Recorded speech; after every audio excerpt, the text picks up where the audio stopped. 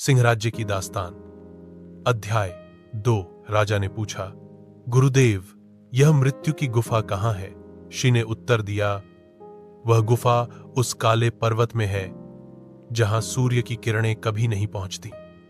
वहां केवल वही पहुंच सकता है जिसके दिल में स्वार्थ न हो और साहस अपार हो। यह सुनकर राजकुमार अर्जुन की आंखों में ज्वाला सी चमक उठी।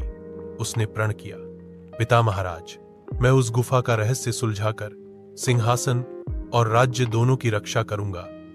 लेकिन उसी समय सभा में मौजूद अर्जुन का चचेरा भाई वीरेंद्र मन ही मन जलने लगा।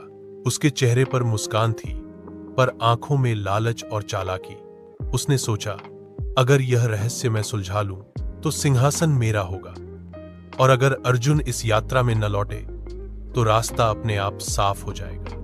राजमहल की ऊंची दीवारों के भीतर यह षड्यंत्र जन्म ले चुका था। ऋषि ने जाते जाते केवल एक वाक्य कहा, याद रखना, असली दुश्मन बाहर नहीं, भीतर छिपा है। उस रात अर्जुन की नींद टूटी।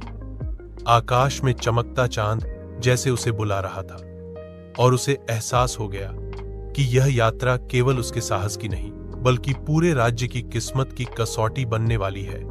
सुबह का सूरज निकला ही था कि राजमहल के आंगन में शंखनाद गूंजा। राजकुमार अर्जुन ने युद्ध कवच पहना, हाथ में चमकती तलवार ली और घोड़े पर सवार हो गया। पूरे महल और राज्य की जनता उसे आशीर्वाद देने आई।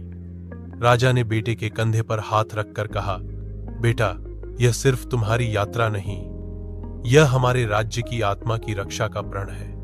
लेकिन भीड़ के बीच खड़ा वीरेंद्र भीतर ही भीतर मुस्कुरा रहा था।